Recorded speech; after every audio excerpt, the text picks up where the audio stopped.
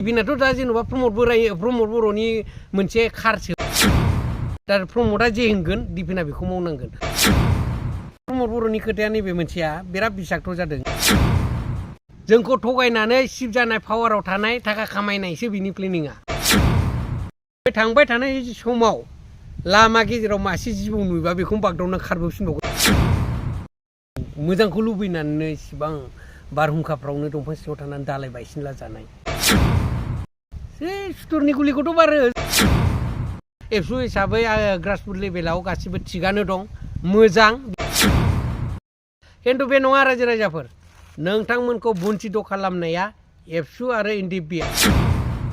बावैसो सान सिगांनिफ्राय एबसुनि आफादगिरि दिपेन बर'आ बिटिआर गोजोन गोरोबथानि माखासे दफाफोरखौ माने मावफुंजायाब्ला फिन सोमावसारनायनि बाथ्रा बुंबोबाय थादों।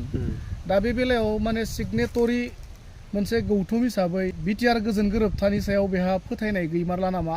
मा जाहोननि थाखाय एबसुआ बेबायदि बुंखो? दा बे बेलायाव मा बुंगोन? खुलुमबाय। दा बेखौथ' रायजो राजाफ्राबो मिथिखाबाय, आं होमबाबो बुंनोसै। दा बिथांनि बेबायदि सोमावसारनायनि खोथा बुंनाया बियो ओरैनो माबासो, द्रामासो। मानो होनोबा मोनसे समाव प्रमद बर'आ जोंना दाना बिटिआरनि सिइएम नामा, बिथाङा जे बै समाव खोथा बुंदोंमोन मोनसे एकदम बिसाक्त खोथा बर' हारिनि गेजेराव बा बिटिसि बासिनि गेजेराव ससियेल मिडियाआवनो बुंनानै लादों बिथाङा। बे समावनो आङो गोजांस्रिवखादों जे मा खोथा बुंखोलै बिलाय। दा जोंथ' अबजार्भ खालामो ना, सानो, खारन जों ओरैनो हगारनो हायाना बिटिआरखौ। जोंथ' एकदम नांसोमथारनाय, जोंहा बिखा दङ, दुखु दङ, आरो जोंबोथ' लुबैयो मोजांखौ, खारन जों मोजांखौ लुबैनानैनो इसिबां बारहुंखाफ्रावनो दंफां सिङाव थानानै दालाय बायसिनला जानाय सुथुरनि गुलिखौथ' बारो। जों बेखौ रायलायनाङा, रायजोआ मिथिखायो। दा बे खोथाया प्रमद बर'नि खोथाया नैबे मोनसेया बिराद बिसाक्त जादों, जे आं गोजांस्रिवनाय खोथाया जे बिटिसिनि दफाफ्रा आखरे आखरे जुदि सुफुंजायाब्ला बा इमप्लिमेन्टेसन जायाब्ला, सासे मन्थ्रिनि सिगाङाव आं बुंदों नोंथांनि लांगोनायाव सुइसाइड जागोन। नैबे पइन्टनिफ्राय आनज्रायनो थाखाय, निमाहा मोननो थाखाय बे प्लेनिंखौ खालामदों। आरो बिटिसिआ जोब्बाय, सरि बिटिआरआ जोब्बाय, बिटिआरआव जेबो गोहो गैला बेखौ मोनदांजोबखाबाय गावसोरबो। बै समाव जे सिआरनि लबावहाय सोरनिबा सासे मानसिनि डाइरेक्सन मथे थांदोंमोन, दिनै जाय डाइरेक्सना फेल जादों, दा बिटिआर हिसाबै फेलार जानायखाय दा नै बिथांमोना बे प्लेनिंखौ खालामखागोन। प्रमद बर'आलाय बहा सुइसाइड जानो हानोब्रा? बे दों नोंनि सिगाङावनो रायलायनानै, रायजोनि सिगाङावनो रायलायनानै माबायोब्ला, सुइसाइड जानो थाङोब्ला, बे थांबाय थानाय समाव लामा गेजेराव मासे जिबौ नुयोबा बेखौ बागदावना खारबोफिनबावगोन। बे सुइसाइड जाहैनो हानाय नङा। बे जिबौआ सौबा थैगोन, खिन्थु गावनि सुइसाइड जानाया गाव थैनाय नङा, बागदावना खारबोगोन। बेबायदि मानसि, बेबायदि लिडार, बर'नि लिडार बियो। सुइसाइड जानो थांनाय मानसिया जिबौनि महरखौ नुनानै बागदावनानै खारबोफिननाय, थैनो गिनानै खारबोफिननाय लिडार बे थैनो हाया। जोंखौ थगायनानै सिफ जानाय पावाराव थानाय थाखा खामायनायसो बिनि प्लेनिंआ। आरो बेखौनो लानानै दिपेनखौ गावनो प्रेसिडेन्ट हिसाबै गालांखानाय नालाय, बे प्रेसिडेन्ट गालांखानाय हिसाबै दिपेनखौथ' बे सालायखागोन। दिपेनाथ' दा जेनेबा प्रमद बर'नि मोनसे खारसोब्रा, एन'बा। दा प्रमदआ जे होनगोन दिपेना बेखौ मावनांगोन। प्रमदखौ बासायनो थाखाय बे दावहा होफ्लानांगोन ना। खिन्थु मिनिङा मा? रायजो राजायाथ' मिथिखायो, सोरबा मोसौ लावखाराबो मिथिगोन बिसिनि बे प्लेनिंखौ मिथिगोन। दुखुनांथावलै बेफोर कुइसना, बिराद दुखुनांथाव, जाथि हिसाबै बिराद दुखुनांथाव जाबाय। दा बे बेलायावहाय दुलाराय बर' फरायसा आफाद, जायखौ जोङो हारिनि सिनस्रि माहारियारि आफाद होननानै बुङो फरायसा आफाद हिसाबै, दा बियो नोंथांनि साननाय बादिब्ला थोंजोङै पलिटिकेलजों बा आथिखाल खुंथाय गोहोआव थानाय इउपिपिएल सरकारजों माने थोंजोङै हेफाजाब दङ होनना सानो नामा? हेफाजाबखौथ' आं दाख्लैबो जेन'बा बुंखांबाय बुंनायालाय, नंगौ। बुंनो थाङोब्ला सिफखौ सानैजोंनो सालायनायखासोब्रा, दिपेनजों प्रमदजों। हेफाजाबखौथ' मा बुंबावनो, हेफाजाबनिथ' खोथायानो फैलाबाय। जयेनिं सरकारब्रा बे, जयेन्ट मा होनो बेखौ, सासन। डाइरेक्सना प्रमदआ होबाय, माबाया सेलेक्सना दिपेना बानायबाय, दिपेन बर'आ।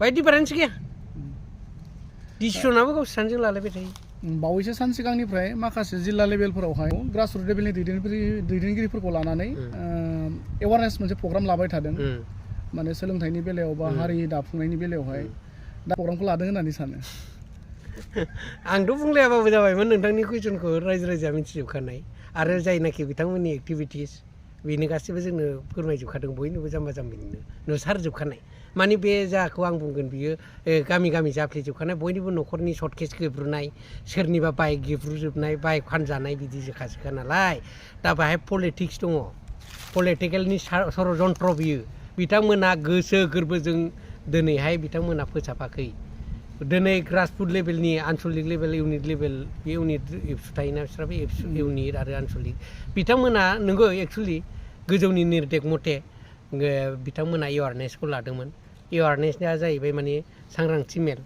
सांग्रांथि मेलखौ बिथांमोना लानानै बुंदोंमोन जे जों बिदि बिदि जानांगोन जाथि हिसाबै जों गोदोसोबाय गथ' गथायखौ जों मोजाङै सिखा दिखा होनांसिगोन दा सिखा दिखा होनोबा जों मोनसे पार्टि नांगोन जोंबो हाजोबला हास'ला बोरै हास'नांगौ बिसोरलाय ओरै बिटिसि अफिसावसो खारनांगौ ना जाथिखौसो नायबाय थानांगौ जाखो गतिके बिसोर नायसन आफाद दाना होथारनांगोन नायसन आफाद दाबायब्रा गामि गामि नायसन आफादा दिनै थानानै मानो नायसन आफाद नांगौ नायसन आफादालाय आरो मा बबे गेजेराव मानो फैलायखो नायसन आफादा मारै बे प्रमद बर'नि 100% गोरोन्थिखौ बोरै आजावनानै लानांगौ जाखो बोरै आजावगोन बे गोरोन्थिखौ बेथ' बिराद गिदिर गोरोन्थि सुख'थ्र' हायै गोरोन्थि नायसन आफादा गामि गामि जेन'बा गामि दरसेनिफ्रायनो आमुखौ सेक्रेटारि आमुखौ प्रेसिडेन्ट आमुक मोनहा 8 जना मेम्बार 6 जन 7 जन मेम्बार बानायना होबाय मा दरखार दङ बिसोरखौ बानायना बिसोर मा मावनो हागोन गामिखौ कन्ट्रल खालामनो हागोन ना मागोन बे गान्जा फाग्ला ड्राग्स फाग्ला गथ'फोरजों बिसोरथ' टिम थायो गामियाव साबा जायोबा साबाजों ज' जानानै बुहैयो दम होयो गावसोर मानो हमनो हादिया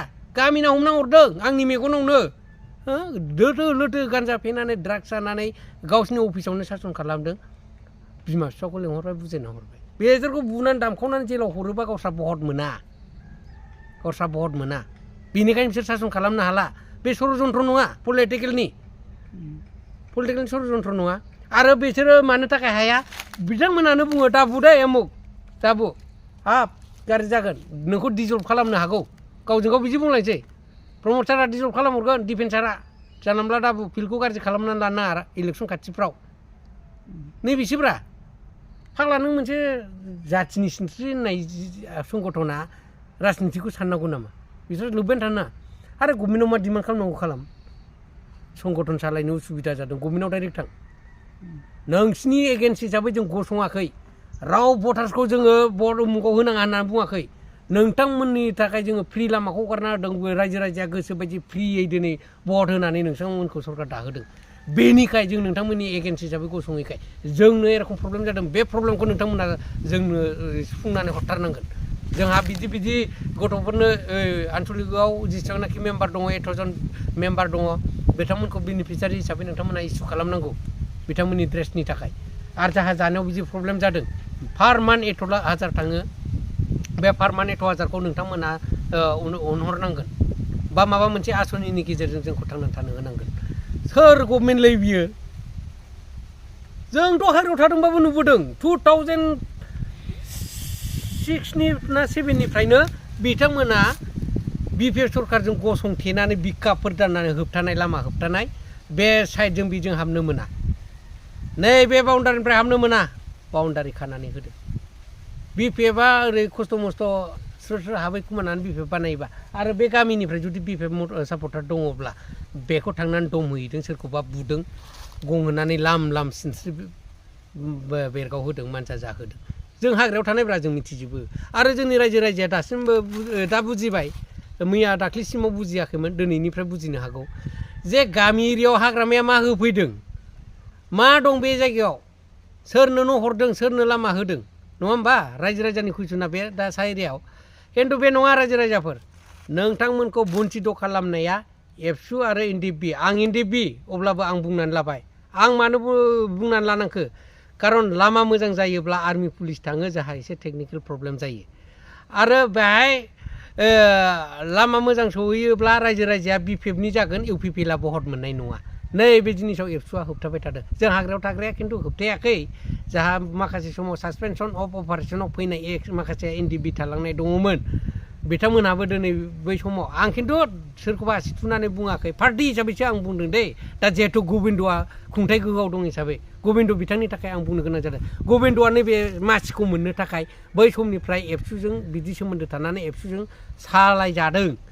बिनि थाखायनो लोरबांथिया फैबाय थादों आरो बै जायगायाव लामा सहैनांगौआबो न' सहैनांगौआबो सहैयाखै खारन बेबा नोङो भटार्सखौ मोनासै इउपिपिएल हिसाबै गथा हमथा जाबाय आरो बे जायगानिफ्राय दिनै बिपिएफनाव सेंसन बिनानै लायनो हानाय मानसियानो गैला आं जेराव सापर्टखौनो खालायाखै बर्डखौनो जोंनिफ्राय होआखै नंगौना नङा रावा बिसो फैदोंना दा लायनोबो साहस हाला आरो बिथांमोनाबो फैनानै बिसोरनो जासिफैनो हाला बेबायदि माखासे गेप कमिउनिकेसना जानानै फैदों आरोखि बिदियावनो गेप थादों दुखुनांथावा बे आरोखि दा एबसुखौ आङो बुंनो थाङा एबसु हिसाबै ग्रासरुट लेभेलाव गासिबो थिगानो दं मोजां बिसोरो सालायजादों गोजौजों डिफेन्सजों दा डिफेन्सआ पलिटिकेल लाइनाव खारगासिनो दङ दा गाव माब्रैहाय एमएलए आव गसंहैनो हाफिनगोन बा बिटिसि आव बोरैहाय सिट मोनगोन बे सिस्टेमखौ दा लामा लानानै गावनि ग्रासरुट लेभेलखौ इउज खालामदों दा बेनो जादों एवारनेस प्रग्रामा दा बेखिनिजोंनो आरोखि बेनो दे गोजोन्थों